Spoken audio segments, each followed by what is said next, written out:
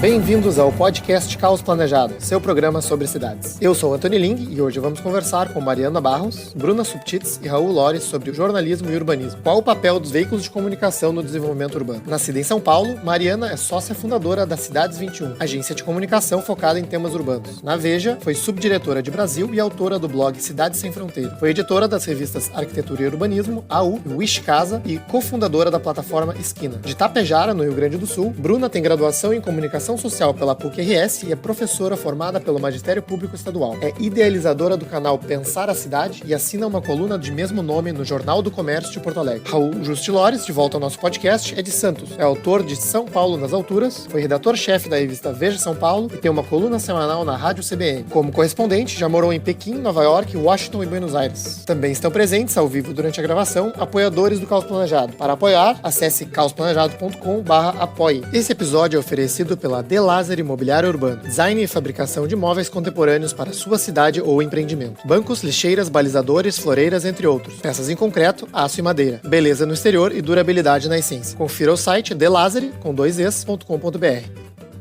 Pessoal, eu venho querendo cobrir esse tema da relação entre jornalismo e urbanismo. Os primeiros nomes que me vieram à cabeça foram da Mariana, da Bruna e do Raul, que têm acompanhado e admirado o trabalho já faz um tempo, de certa forma, a aprender as práticas do jornalismo e do mundo da comunicação ao gerir esse pequeno veículo sobre cidades que é o Caos Planejado. Então, algumas pessoas não sabem, mas a origem do Caos Planejado foi um blog pessoal que eu comecei em 2009, enquanto eu ainda estava na faculdade, evoluindo ao longo do tempo para esse formato e esse nome em 2014. Então a ideia era pesquisar um tema, né, a cada postagem sobre urbanismo. O formato evoluiu e hoje é essa espécie de revista digital, né, com uma linguagem acessível, não acadêmica, que vocês já conhecem. Então eu acabei começando, né, sem experiência e tendo que aprender meio na marra como escrever, editar, gerenciar pautas, divulgar conteúdo, né, e tudo que envolve, né, esse processo. E esses dias um jornalista me falou, né? Bom, não sei se você sabe, mas o que você faz é jornalismo. Então tá. E o quê?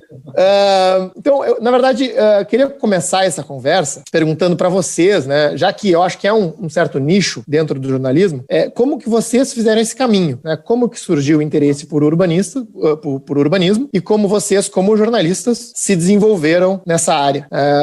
Não sei, de repente, Mariana, se quiser falar um pouquinho sobre isso. Legal. Não, queria te agradecer o convite, Antônio. É sempre um prazer falar com você, especialmente falar com os ouvintes, espectadores do Caos, que é uma audiência super qualificada e gente que realmente está a fim de trocar ideias e pensar e, enfim, sair um pouco da caixa. O jornalismo não é só para jornalistas, como a sua própria experiência demonstra, né? A gente vê que cada vez mais especialistas, não só de urbanismo, mas de diversas áreas, têm ganho terreno, aprendendo um pouco aí de algumas técnicas, algumas questões que permeiam o jornalismo em si, né, que a gente aprende na faculdade, mas a verdade é que a faculdade de jornalismo muito pouco ensina, então o que a gente aprende é na prática mesmo, qualquer um que pratique consegue de fato ir melhorando nas abordagens, equilibrando os assuntos, né, tentando buscar coisas diferentes, curiosas, inovadoras. No meu caso, logo no meu estágio, ainda na faculdade, eu fui trabalhar na Câmara Municipal e era o momento da aprovação do plano diretor, ainda na gestão da Marta Suplicy em São Paulo, e eu não fazia ideia que existia aquele monte de leis e de regras e de questões para serem debatidas, e foi também uma maneira de eu me aproximar da política, que eu também até então só acompanhava pelos jornais, e eu via ali os bastidores de como é que a coisa é feita. Então tudo tem seu lado glamouroso, seu lado nem tão glamouroso assim, mas é importante assim, você ter contato,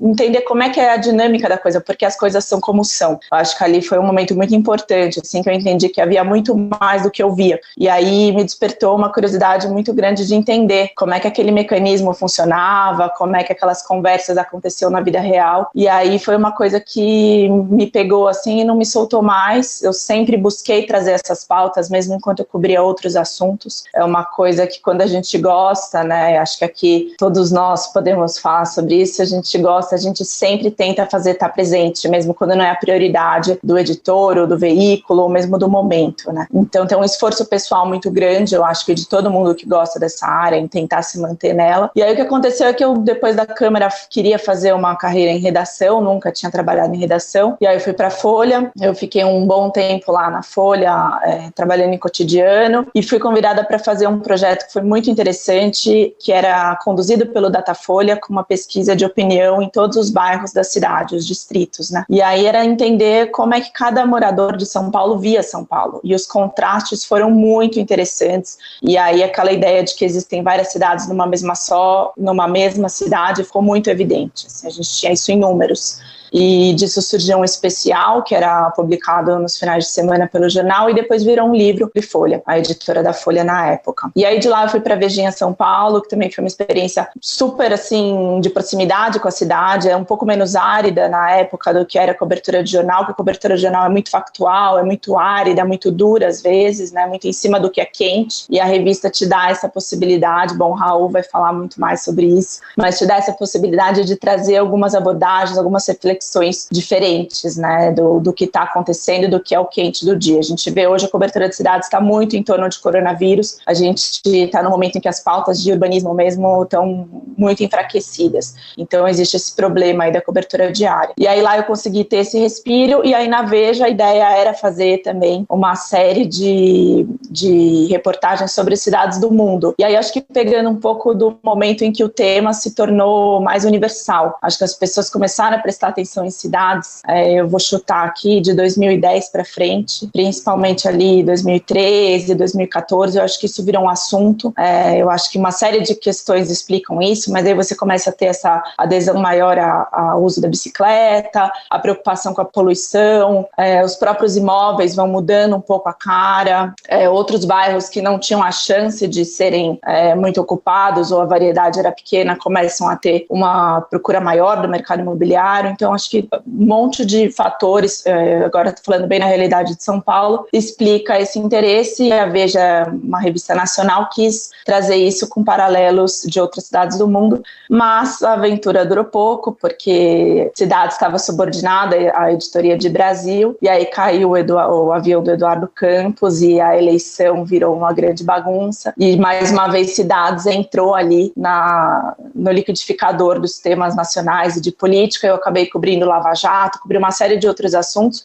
Nunca deixei de ter o blog sobre cidades, que era onde eu sentia que fazia sentido ali a minha experiência, mas o dia a dia realmente vai tomando o nosso tempo, vai tomando as prioridades dos veículos. E aí, depois disso, veio o Esquina, que foi um projeto independente, não vinculado a nenhuma grande publicação, nenhum veículo de mídia, que na verdade era a vontade de juntar pessoas e conversar de cidades. Então, cada semana a gente convidava alguém para falar com o público, e a gente foi vendo que tinha uma sinergia muito grande, uma procura, um interesse em detalhar aqueles assuntos. Cada vez as salas estavam mais lotadas, e a gente começou a perceber também um interesse de empresas, que para mim foi uma novidade. A gente fez alguns projetos importantes assim, para empresas que estavam querendo se posicionar nesse universo. Eu vou destacar aqui o Itaú, né, na questão das bicicletas, o escritório de advocacia Matos Filho também, porque eles têm uma sede na Avenida Paulista, e a Avenida Paulista tinha se tornado um lugar muito importante, né, nessa transformação urbana da cidade.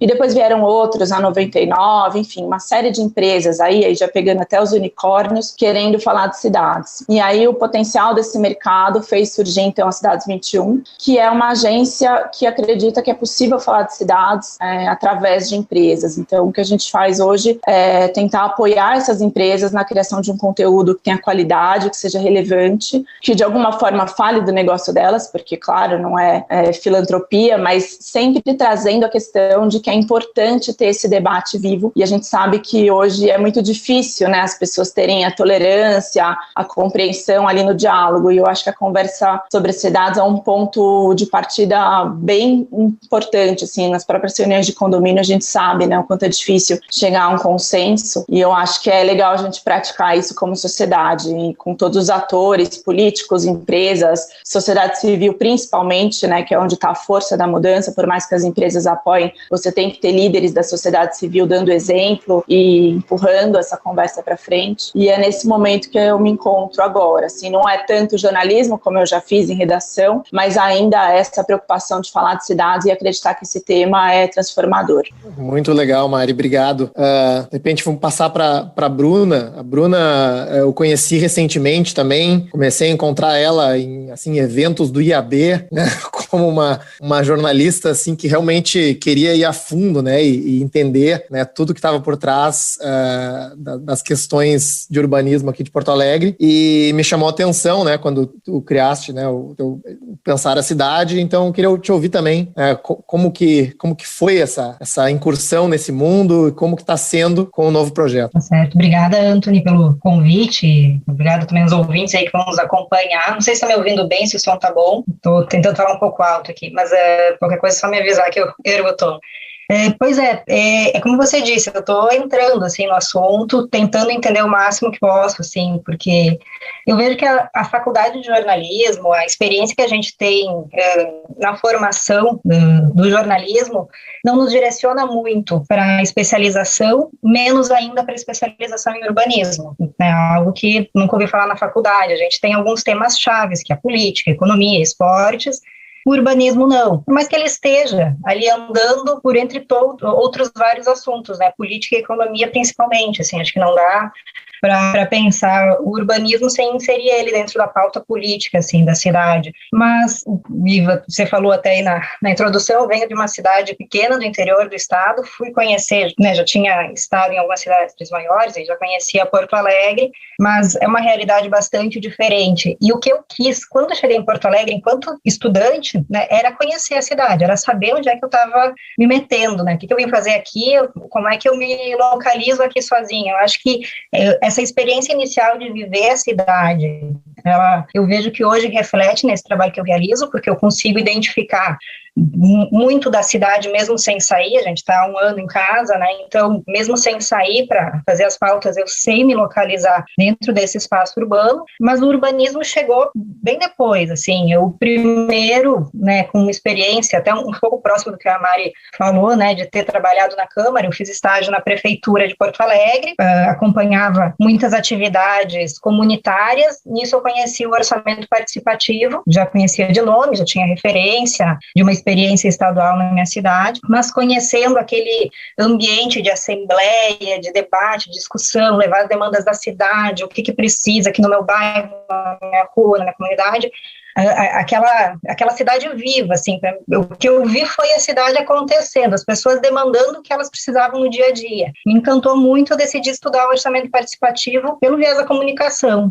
E quando eu decido entrar nisso, eu fui a fundo, eu pegava ônibus e ia para as assembleias, ia para as comunidades, reuniões, trocava contato. Na época não era smartphone, WhatsApp, era ligação mesmo, olhava no mapa onde é que ficava e ia. E assim também, isso de viver a cidade, acho que também se refletiu aí. Mas claro, depois de formada, fui buscar oportunidades de trabalho, acabei, depois de um tempo, depois de formada, como repórter de política no Jornal do Comércio. E ali foi que eu identifiquei que tratar desses temas, a participação e as demandas da cidade, sob esse viés da participação, também cabia dentro da política. Então, eu me candidatei a escrever sobre esses temas e, né, revisão do plano diretor ou que tivesse próximo disso, sempre que tivesse a oportunidade, né? Com a sorte também de ter ali um editor muito interessado nessa temática, que é alguém que, enquanto repórter, também cobriu a revisão passada do plano diretor, e eu vi que esse posto estava vago. Opa, eu acho que eu posso entrar aqui, né? E foi que eu acabei, por essa vivência do dia a dia, percebendo, assim, que tinha campo para trabalhar com urbanismo no espaço onde eu estava.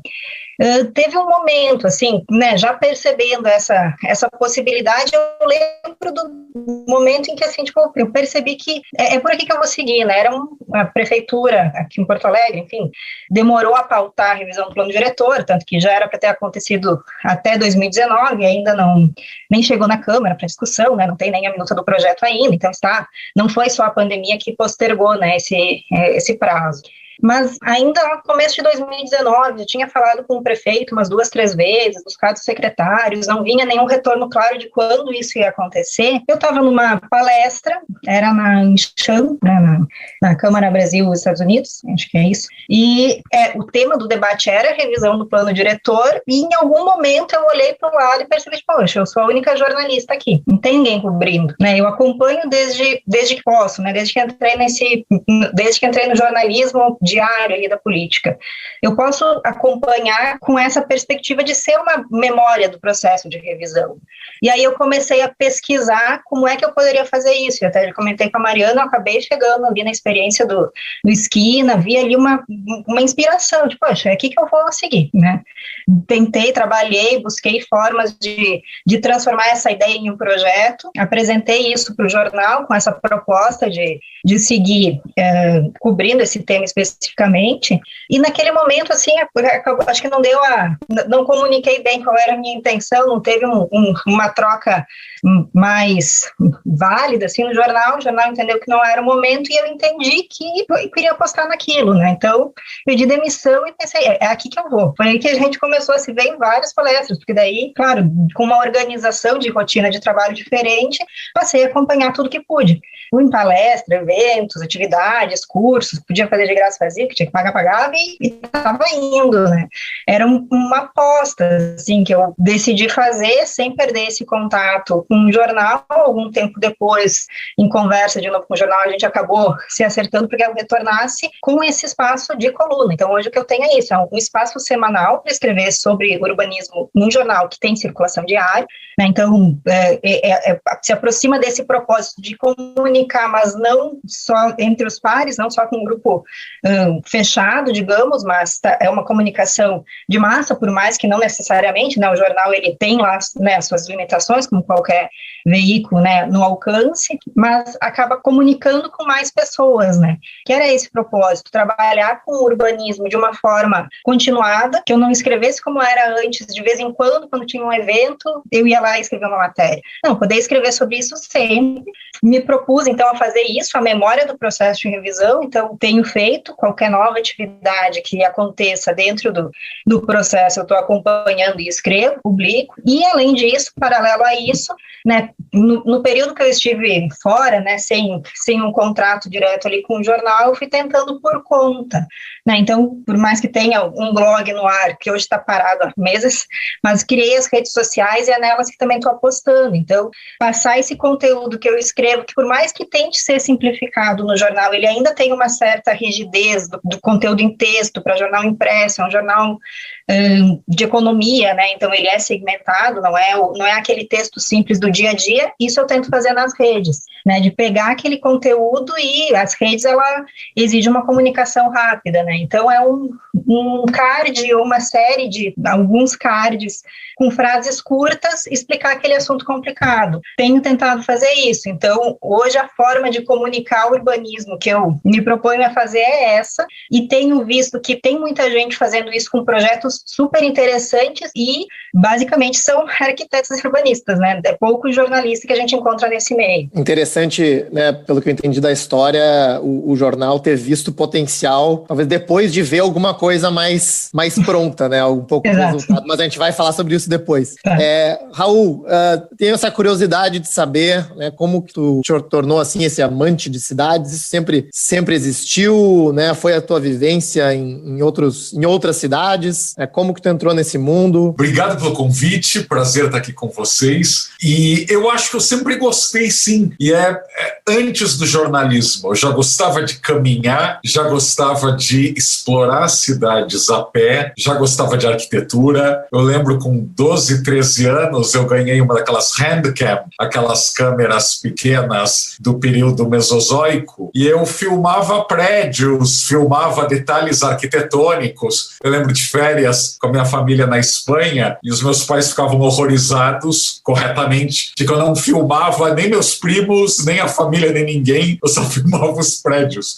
Então era algo instintivo da beleza da cidade, dos materiais, da arquitetura. E claro, como você bem falou, quando você mora em outros lugares, ou seja, não só como turista, você acaba tendo uma análise muito mais rica das fortalezas e das deficiências da tua cidade. E São Paulo tem muitas, né? Tem um superávit de deficiências, né? Então, quando você mora em lugares do mundo que ou tiveram grandes problemas, como Nova York, aliás, Nova York tem problemas grandes até hoje, ou lugares que têm desafios urbanos imensos, como a China, ou lugares em que, pese a decadência econômica, a qualidade do espaço público, como em Buenos Aires, é tão superior ao de São Paulo, você começa a se questionar. E o jornalismo é muito de fazer as perguntas e de ir atrás das respostas. Então, acho que o jornalismo me permitiu tentar saciar essa curiosidade, mesmo aí aproveitando o que tanto Mari e Bruna falaram, ou seja, falta no jornalismo editores que tenham interesse no assunto. Isso é um reflexo da sociedade como um todo. Faltam banqueiros que gostem do assunto, faltam advogados, médicos, engenheiros, líderes comunitários que se interessem por urbanismo. O comecinho, né? Aí que leiam sobre urbanismo e que estudem, aí seria pedir demais.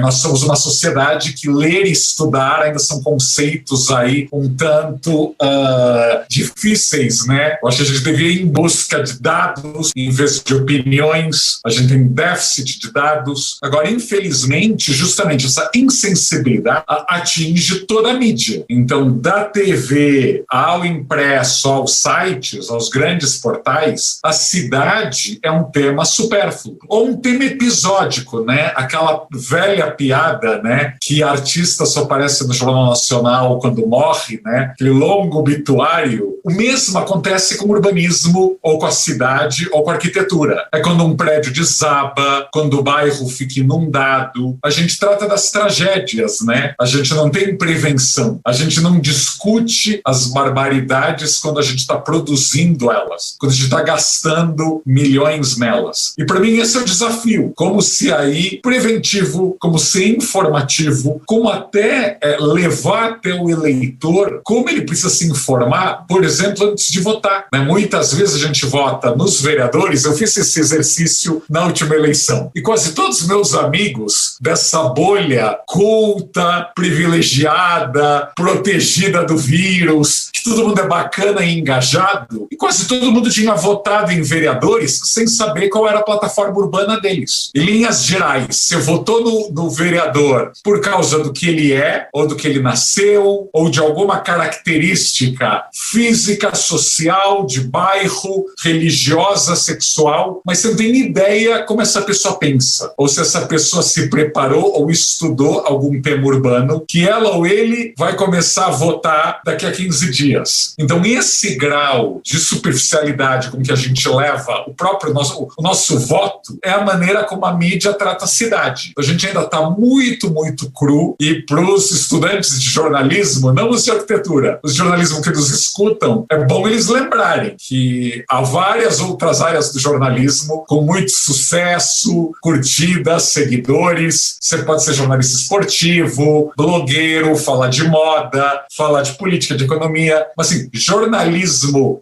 urbano ainda é um nicho que praticamente não existe na mídia brasileira. Não, e isso é incrível, né? Porque me lembra muito, né, de quando eu estava começando, né, esse projeto do Caos Planejado, que eu via de referências nos Estados Unidos, né, o que na época se chamava de blogosfera, né, a blogosfera do urbanismo. Então tinha, assim, dezenas, centenas de blogs, né, de pessoas ligadas ou não ao urbanismo, ao jornalismo, que escreviam a respeito, e um respondia ao outro e tudo mais. E eu, bom, aonde está isso aqui no Brasil, né? Ao mesmo tempo, começava a surgir naquela época os maiores veículos de comunicação. CityLab, Guardian Cities, né? Curbed, né, que foca um pouco mais em mercado imobiliário, mas cobre também temas urbanos. E isso, a gente ainda não chegou nisso no Brasil, né? Num cenário que talvez 10 anos atrás já estava se consolidando ou consolidado nos Estados Unidos, né? E pelo que eu entendi da sua fala, Raul, isso tem um papel papel talvez retroativo na sociedade, né? Enfim, tem um interesse de um lado, mas por outro lado a necessidade que isso seja comunicado, né? Então, para começar esse segundo bloco, digamos assim, né, começando com você mesmo, Raul, que papel você acha que tem, né? Que vem antes, o ovo ou a galinha, né? Faltam jornalistas interessados, né? Editores interessados, ou é uma questão cultural abrangente, né? Enfim, qual que é a tua opinião? Olha, ovo, galinha, pterodátilo e dinossauros, né? Eu acho que antecede a pobre galinha, né? Porque na faculdade de jornalismo, cidade também é tratada como buraco de rua. Ou falar de asfalto, ou falar dessas coisas aí mais óbvias, né? É como se todos nós estivéssemos presos num grande Datena urbanístico. Então, é o mais sensacionalista, o mais simplório, o mais fácil que é tratado pela mídia quando a gente fala de cidades, né? Da mobilidade e habitação, né? Ou seja, tudo é tratado de uma forma tão superficial. Eu volto ao tema das eleições aqui de São Paulo no ano passado, porque, assim, algumas promessas, algumas frases dos candidatos que pareciam sair do sensacionalista e que não eram confrontadas pelos repórteres. Por quê? Porque os repórteres não estão preparados. Ou seja, a gente tem um problema na mídia brasileira enorme, que tem algo a ver com a nossa sociedade. O confronto é mal visto, a crítica é mal vista, todo mundo é amigo, todo mundo se dá a mão. E jornalismo é crítica. Se não for crítica, é relações públicas, né? É uma outra coisa, é um outro animal. E acho que a gente tem esse problema de não criticar promessas totalmente malucas ou descabidas ou nada críveis. E as redes sociais amplificaram essas ideias, né? Então, quando um candidato fala, vou criar centros culturais em todos os térreos dos prédios da cidade de São Paulo, ninguém acha absurdo. Então, é claro, para mim, isso é nítido, que o repórter de economia ou de política, tudo bem, a gente também vê jornalistas de economia e de política reproduzindo ou repetindo qualquer bobagem sem contradizer. Mas há os grandes nomes do jornalismo econômico ou do político que têm a história, a experiência, os dados na cabeça para falar, opa, pera lá, isso que você está falando não é possível, por isso, por A, B, C. No caso do urbanismo, não. O pensamento mágico, que aliás é tão poderoso em várias áreas do pensamento brasileiro, no urbanismo tem dominado. Ontem, num desses debates do Twitter, que como eu acho que a vida, quando você passa dos 40, a vida é curta demais para debater horas e horas e horas com estranhos, mas aparecem coisas no meu Twitter, temos que taxar não sei o que para fazer políticas de redistribuição territorial. Só faltou colocar aí cosmonarrativa e empoderamento e algumas outras palavrinhas mágicas. Aí você pergunta, vai taxar como? Que dinheiro vai ser arrecadado? Vai ser gasto como? Não, ninguém pergunta. Então, há umas frases feitas que são muito fáceis, pegam bem, se sente num boteco virtual, onde todos os teus amigos vão bater nas suas costas, no seu ombro, falando como você é um lutador pelas boas causas, e nada é feito. Então, o jornalista, nesse momento, ele está banguela. Ele não tem dentes para morder, para enfrentar esse tipo de conversa. Porque ele tem que estar preparado. E para estar preparado, ele tem que estudar, ele tem que ter acesso a livros, ele tem que provavelmente falar inglês, para ver todos esses sites que você citou. Como você vai conseguir entrar no site da Bloomberg, da New Yorker, do New York Times, City Lab, por aí vai, se você não fala inglês. O repórter hoje de cidades, normalmente, é o chamado entry-level job, né? Aquele trabalho de quem é iniciante. Então, é um cara muito mal pago e que tem 8 reportagens para fazer por dia, quase todas por telefone. Qual vai ser o grau de profundidade que essa pessoa jovem, pouco formada, pouco experiente vai dar? Ou seja, é como se a própria empresa jornalística fizesse aí uma torre de hierarquia por status. Você vai ganhar bem e se aprofundar e ter tempo para apurar quando você chegar no jornalismo econômico ou quando você cobrir Brasília. Ah, você está cobrindo a tua cidade? Ah, não. Pode pegar os releases aí e sair publicando. Então, essa falta de seriedade se reflete em boa parte do que é produzido nesse assunto. Pegando esse gancho, queria ouvir da Bruna, né, como que, assim, o qual foi o tamanho do desafio, né, em termos de buscar fontes, né, porque enfim, há alguns anos já a gente tem conversado, a gente se conhece, né, e eu vejo assim a tua determinação realmente para estudar e ir atrás e criar esse espaço, né, dentro do Jornal do Comércio, aqui em Porto Alegre. Como que tem respaldo ou não no que o Raul acabou de comentar? Foi isso, né, a partir do momento em que, né, identifiquei, busquei, não, é com isso que eu vou trabalhar, claro, aí é um novo desafio a ser enfrentado. O primeiro foi o do convencimento de que essa é uma pauta válida, de que vai ter interesse, de que não vai demais, né, eu não sabia exatamente qual era o alcance que teria, né, mas sempre apresentei como potencial alcance de público para a cidade inteira. Todo mundo pode ter interesse sobre aqueles assuntos. O primeiro desafio, né, foi isso, foi e algo que eu acredito que o jornalismo tem que fazer, ele não tem que falar só sobre aqueles assuntos que dão audiência, ele tem que falar sobre assuntos que são importantes também. Eles não vão dar muita audiência, mas isso vai posicionar o veículo que está falando, escrevendo sobre aquilo de maneira diferente em relação aos outros, que ele está se propondo a fazer um debate aprofundado, a apresentar esses elementos, esses argumentos, e eu usei antes na resposta, e acho que isso é muito válido, a ser uma memória daquele conteúdo, daquele assunto, né? Então, é isso que busquei. Como disse, já tinha essa sorte de ter um respaldo editorial na empresa, que por mais que não tenha conseguido de cara o espaço, né, não foi um convencimento fácil, mas também não foi impossível. Eu sei que isso por ter já alguém ali com essa sensibilidade.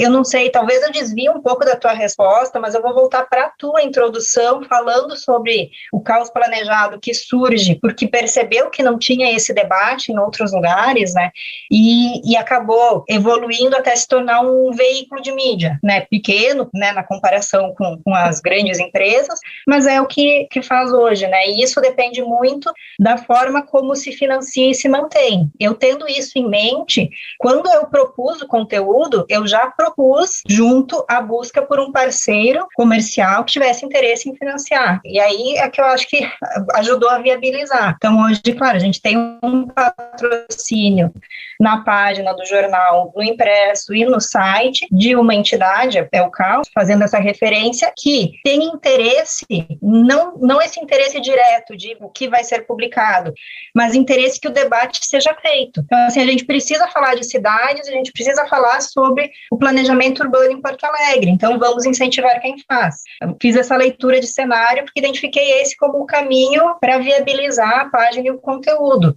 Não tivesse dado certo isso, eu estava pensando em como viabilizar por conta dos meus projetos que hoje, né, eu toco em paralelo com o mesmo gás, que é, por exemplo, as redes sociais. Eu sinceramente, não vejo hoje como financiar, né, porque a gente não é influencer de cidades, né, eu não consigo nem imaginar chegar nesse ponto em que alguém vai olhar e pensar, não, vou patrocinar essa conta aqui porque é interessante que ela está falando para minha marca. É difícil, né? Então, em termos de colocar o conteúdo no ar, foi esse o caminho. Então, assim, tive que trilhar esse caminho, ao mesmo tempo em que, como você falou, assim, de buscar fontes, conhecer as pessoas, com quem conversar, entrevistar. Eu devo ter feito assim contigo quando a gente se conheceu. Eu parava na frente da pessoa e dizia, oi, eu sou a Bruna, eu me interesso por urbanismo, eu sei que você trabalha com tal e tal coisa, vamos conversar.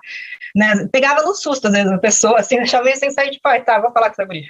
Né? Então, acho que foi mais ou menos esse o caminho, assim, que fiz, e claro, o pessoal, né, do meio, que planeja e pensa as cidades, e percebendo isso, acho que foi criando uma certa, pelo menos curiosidade do que eu estava fazendo ali, mas também, claro, esse interesse e alguma confiança, né, de me passar as informações e entender que quando eu for trabalhar isso em um conteúdo em texto, eu vou ter a responsabilidade de não desvirtuar, de não pegar aquela informação que muitas vezes é muito complexa para entender, né? Por exemplo, estou fechando um texto agora sobre a operação urbana consorciada. Poxa, não é um tema simples. Como é que eu vou explicar isso de maneira simples? Então, a pessoa entender que ela está me passando aquela informação e eu não vou escrever uma bobagem, que é o mais comum de acontecer, porque, né, o Raul fala isso aí, o jornalista que cobre cidade, pega uma pauta cheia, num dia vai fazer 5, 6 matérias, cai lá na prefeitura, descobre que a prefeitura está com um projeto de operação urbana consorciada, como é que ele vai escrever aquilo? Você nunca ouviu falar.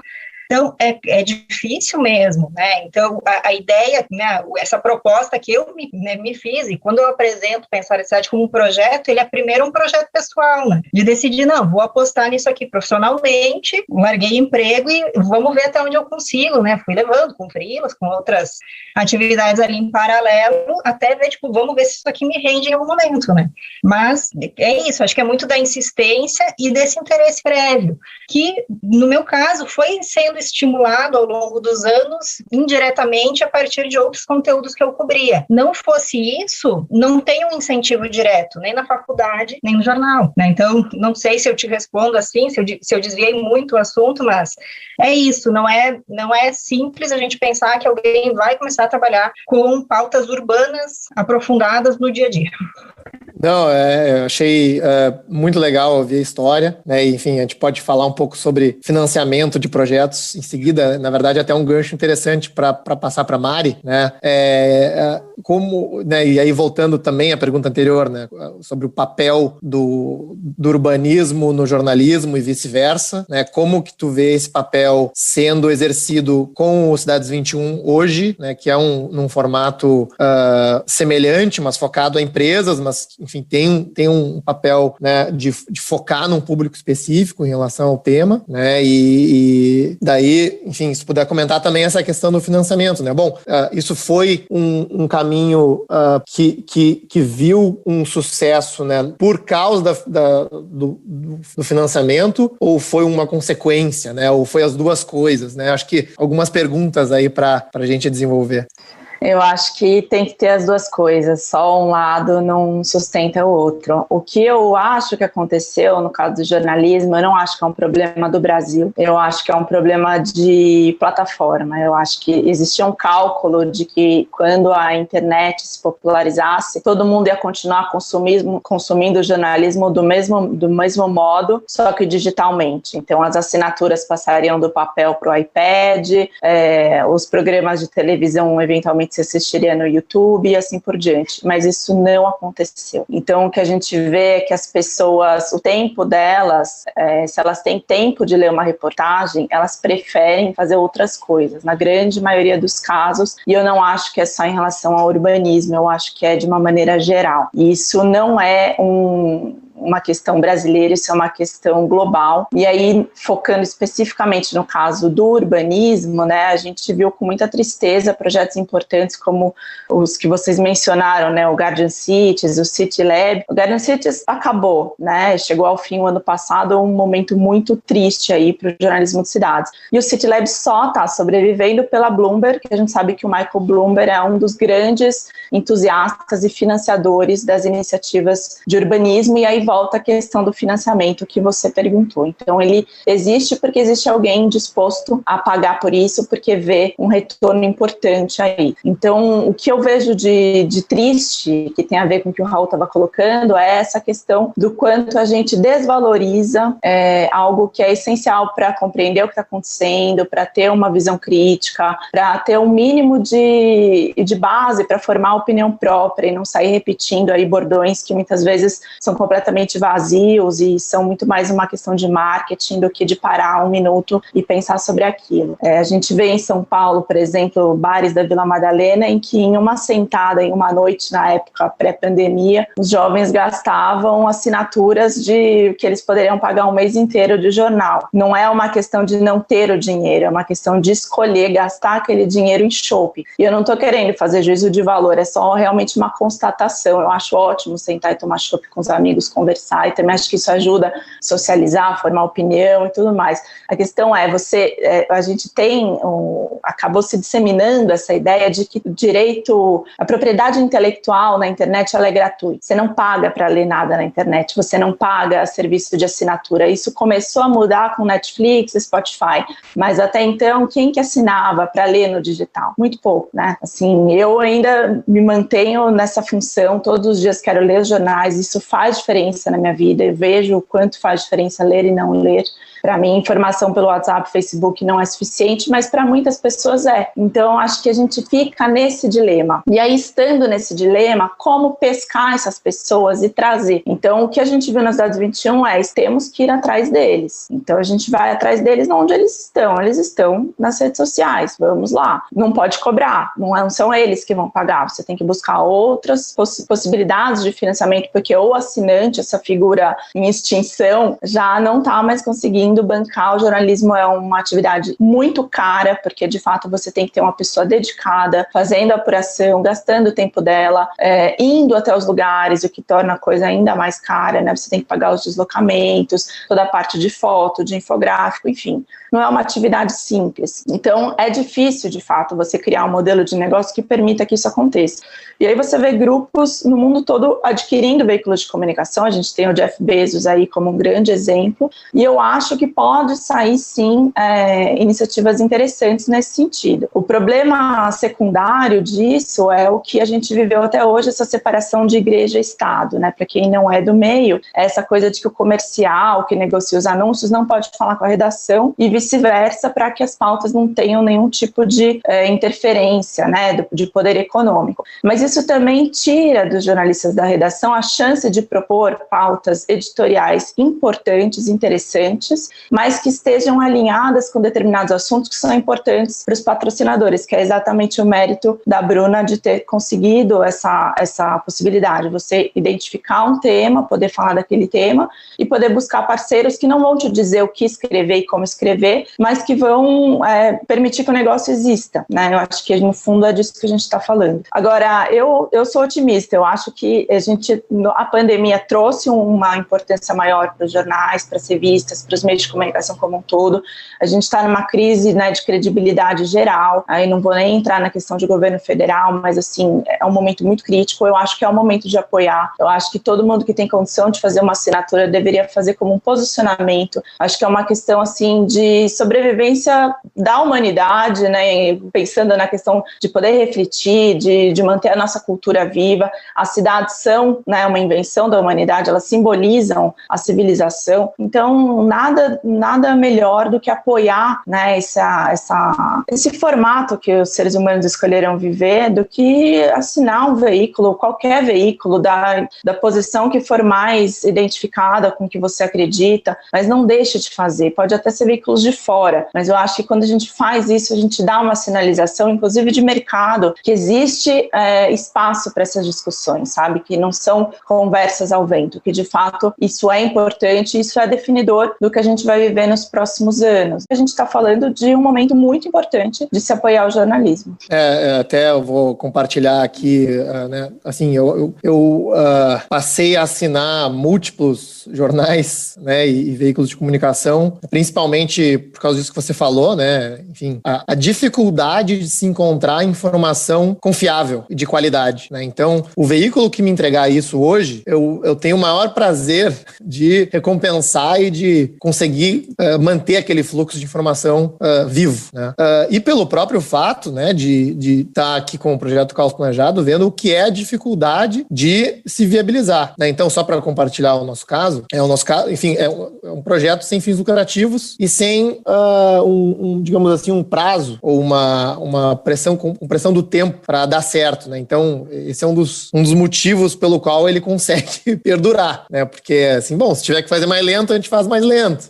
Então, os nossos passos são sempre pequenos, né? Mas que ao longo de anos começa a ter algum resultado, né? E ainda, né, esse negócio que a Mariana, a Bruna comentaram sobre outras fontes, a gente não tem, como a ideia é tornar a informação totalmente acessível, por filosofia não tem paywall, né? Então os apoiadores que contribuem com valores mensais para o site, na verdade é uma doação, né, para esse projeto por pessoas que acreditam no projeto, né? E foi muito interessante, né, ao longo da pandemia, principalmente, a gente vê esse número de apoiadores crescendo, né? E é um prazer assim impagável, né, ver né, como o projeto consegue ter gente interessada, né, e disposta a contribuir que talvez esse pequeno veículo também seja importante, né, para esse fluxo de informação para alguma outra pessoa. Então, enfim, para a gente chegar, né, a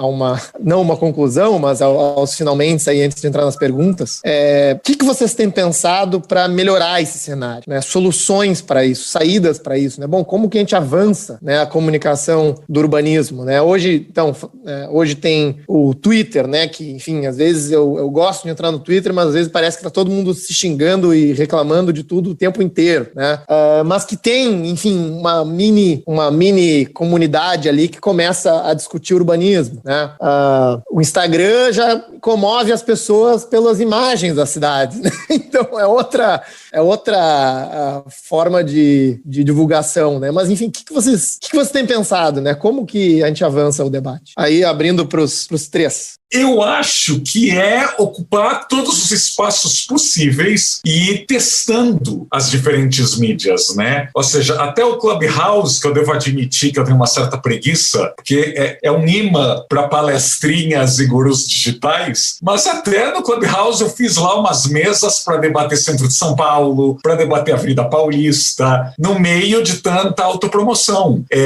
Eu posto reportagens e textos no LinkedIn, eu faço posts que são a cara do Instagram, fotos, mas que tem potencial polêmico, e coloco no Twitter. Assim, posto e saio correndo, porque muitas vezes vem pedrada, mas eu posto. Então eu acho que você vai interagindo também com pessoas diferentes, porque tem a pessoa que só usa o Instagram, que segue influenciadores, que quer aprender como se pentear e se maquiar no Instagram, tem o animal político que fica o dia inteiro no Twitter, né, espalhando as maiores teorias conspiratórias, tem a pessoa de Facebook que quer rever todos os seus colegas de infância. Então você vai ocupando esses lugares, ou seja, eu acho que muita gente está exausta de ouvir falar de Bolsonaro, de Lula, de Covid e de Paulo Guedes e outros dramas. Então falar da cidade, às vezes é um respiro. Você fala de um lugar que está abandonado, de um bairro subaproveitado, de um patrimônio histórico que está desmoronando, pode até ser algo meio deprê, mas é uma quebra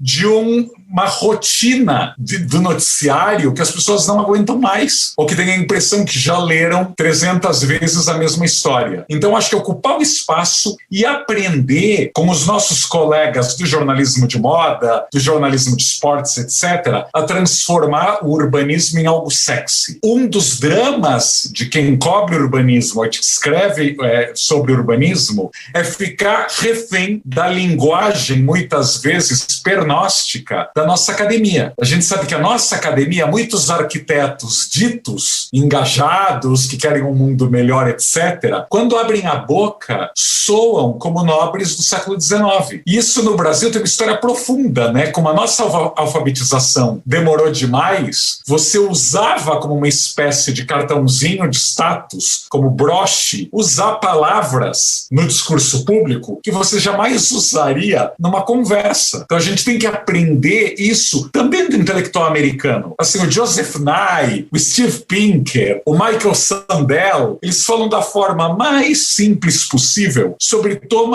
temas profundos e complexos. Ninguém acha o Nye, o Sandel, ou o Pinker, ou Daniel Kahneman, o prêmio Nobel, acha que eles estão apelando. Não, eles são muito bons. E por não terem segurança intelectual, eles não precisam usar um palavreado difícil de temas que deveriam ser acessíveis a todos. Acho que a verdadeira democracia da cidade urbana é quando todo mundo puder entender o que é transporte público, o que é zoneamento, o que é plano diretor, o que é habitação. Então nós, como jornalistas, eu acho que o jornalismo, você mesmo, Anthony, nesse teu chapéu jornalista, você traduzir, temos essa obrigação. A gente até pode ouvir as palavras empoladas dos nossos entrevistados, as siglas, os termos em outros idiomas, o palavreado difícil, porém, a gente tem que saber, primeiro, deixá-lo aí sem caroço, sem ossos, sem espinhas, e transformar em algo sexy, ou seja, como isto aqui, de fato, pode sensibilizar ou importar para o meu leitor. Isso eu acho fundamental. Posso? Eu vou pegar um pouco disso que o Raul trouxe, a Mari falou antes também, né, de entrar em todos os meios possíveis, né, usar todos os canais que a gente tem para comunicar. Isso não pode vir sem uma crítica, né, porque isso de que a pessoa não está pagando uma assinatura do jornal e está se informando pelo WhatsApp ou pelo Face, eu vejo um problema, né, eu tenho uma crítica até às teles que fornecem pacotes de dados com acesso liberado às redes sociais. Então, a pessoa não gasta para entrar na rede social, mas ela não é nem por pagar a assinatura para entrar no site do jornal, ela paga pacote de dados, se ela quiser sair do Face para o link da notícia. Isso obriga a gente, enquanto gerador de conteúdo, que o jornalista a produzir um conteúdo para a rede, né? Que também já vou fazer outra crítica, a gente não gerencia a rede, né? Hoje ela distribui o conteúdo de um jeito, amanhã ela distribui de outro, a gente não tem nenhuma gerência sobre isso, a gente tem que ir no dia a dia vendo, opa, tá funcionando mais post, tá funcionando mais stories, tá funcionando mais fazer ali a gracinha, que o Anthony chegou a comentar ali no e-mail, né? Que é uma coisa que eu acho que vai da pessoa ter ou não ter o perfil, eu não me imagino fazendo, mas dá, o TikTok. É um caminho, né? Oi? Eu ainda vou fazer TikTok, hein? Vou chamar o Anthony, vamos fazer. E é isso, assim, eu acho que saber identificar essa linguagem de redes, e o Raul traz isso, saber comunicar com uma forma de escrever, ou de postar, ou de gravar o vídeo que comunique, né? E aí quando eu coloquei ali, eu percebi há algum tempo durante esse processo que ter me formado professora, embora eu nunca tenha atuado, mas venho de uma família de professoras e me formei, me ajuda bastante a pegar aquele conteúdo pesado e explicar numa frase curta, em algumas poucas frases, né? Outro mérito eu quero falar aqui também é né, desde o começo do projeto eu convidei para fazer parte comigo a minha prima, que é jovem, mais jovem, não é jornalista e não é urbanista. Então ela traz um olhar de quem tem curiosidade naquele assunto sem ter um conhecimento prévio. Então ela me passa muito essa visão de, olha, tá funcionando mais hoje se a gente fizer um card só com texto e você tem que falar mais direto. Passou uns dias e não, Bruno, agora você tem que gravar um stories. Então, poder entender, né, ter esse contato com quem está ali consumindo o conteúdo de redes. A gente está produzindo para quem consome. Se não estão mais consumindo o texto longo no site, estão consumindo onde, estão consumindo o quê? A gente precisa, tendo interesse que o conteúdo seja disseminado e que as pessoas acessem, faz parte do nosso esforço. Encontrar o caminho para isso. Então, eu acho que é por aí que a gente tem que ir. E isso é um esforço diário. Ao lado do esforço de estudar um tema que não é natural, né, tirando, né, o Anthony e os apoiadores aqui, mas somos 3 jornalistas, a gente não se formou em urbanismo na base, então a gente estuda esses temas no dia a dia, e como a cidade é dinâmica, todo dia a gente está aprendendo alguma coisa sobre a cidade, ao mesmo tempo a gente tem que aprender sobre as redes, ao mesmo tempo a gente tem que aprender como financiar o projeto, então assim, é todos os dias. Legal. Mariana? Eu acho que tem essa questão, assim, de que o modelo de negócio não é assunto de faculdade, quando deveria ser. Eu acho que se a gente fosse mais instado a empreender desde o início, até para compreender como as empresas funcionam e por que elas funcionam de determinada maneira e quais as oportunidades existem para nós, eu acho que isso já ajudaria. Eu acho até que é uma questão que deveria ser incorporada ao currículo escolar, à grade escolar, a gente não saber orçamento doméstico, não saber os impostos que a gente tem que pagar na vida adulta, é um crime, porque vira um trauma. Depois você vai olhar aquela lista e fala, mas por quê? Por que o IPTU? Por que o ISS? Nesse caso incide, não incide? Porque, eu acho que falta não só a educação clássica, mas uma educação para o dia a dia. Eu acho que a gente é muito defasado nesse sentido. Eu fui aprender coisas com o meu contador que eu queria ter sabido 10 anos antes, coisas básicas. Por que empresa registra de tal maneira, não registra de outra? Os jornalistas, de modo geral, passam ao largo disso, né? Os que cobrem economia ainda precisam, né, por causa dos temas, mas eu acho que são coisas que é o que o Anthony estava falando agora, né? Você gerir um pequeno veículo e saber do potencial que ele tem e de como ele pode funcionar da melhor forma, eu acho que é um conhecimento necessário, né? A gente está num momento, e o modelo anterior de anunciante, assinante, também não se viabiliza mais. Os anunciantes também não foram para o digital da maneira como se esperava, né? Os banners, aquela ideia de que você ia conseguir ter o mesmo acesso, não é mais assim. Você consegue agora direcionar, você consegue saber quem viu seu anúncio, que horas viu, né? As plataformas, as redes sociais trouxeram isso. Então, como competir com isso, né? Acho que não é o caso de competir, é o caso de buscar outras alternativas. Então, eu acho que esse já seria um bom começo, sabe? Eu acho que o brasileiro é um empreendedor por necessidade e poderia, na pandemia, inclusive a gente viu muitos pequenos e médios negócios acabarem, mas muita gente tentando dar um jeito, né? Porque não tinha outra alternativa. Eu acho que falta um embasamento aí jurídico, econômico, para dar um mínimo, para cada um poder pensar, né? Ter as ferramentas ali para poder pensar como fazer a coisa acontecer. Legal o depoimento, Mari. Falou dessa noção de custo, empreendedorismo, né? E acho que dá para fazer vários paralelos com a própria Faculdade de Arquitetura e Urbanismo, que também deixa a desejar nesse sentido. E em relação à educação básica, escolar, né? Pelo menos por experiência própria, durante a escola, eu nunca tinha gostado muito de história. Isso é uma coisa muito distante, eu não tinha como relacionar muito. Bom, tá, história do Brasil, bom, aí o rei, imperador, né? Aquela coisa meio etérea, assim, né? Que tem uma foto, assim, no livro. E eu me transformei num amante da história através da história das cidades, né? Porque a gente olha para a cidade e tudo que existe hoje na cidade, a gente consegue olhar para a história dela e fazer uma espécie de caminho reverso para entender como que ela chegou naquela forma, né? Como que aquela situação chegou naquele jeito, né? Daquele jeito de se locomover, naquele jeito de se construir. E isso, para mim, é fascinante e acho que mesmo na própria Universidade de Arquitetura e Urbanismo, a gente acaba não olhando para as coisas, né, muito dessa forma, assim, e para mim é muito apaixonante, só para dar um depoimento final. Como é que a gente ensina geografia para as crianças? Não estou nem falando de ensinar pautas urbanas, mas ensinar geografia. É dentro da sala de aula, com livro e com quadro, ou vamos dar uma volta na quadra, para conhecer o que é esse âmbito? Isso aqui é uma rua, depois da rua vem a quadra, depois vem o bairro, depois vem a cidade. Isso é saída, né? Eu gosto desse exemplo, porque a gente tira do abstrato, leva para o concreto, e aí passa a fazer sentido. Eu acho que é um caminho, né? Como você disse, a história e outras tantas disciplinas, acho que podem estar dentro disso, né? Claro, estudar urbanismo, conceitos urbanos é importante, mas às vezes com o que a gente já tem de disciplina, dar um olhar diferente já ajuda bastante.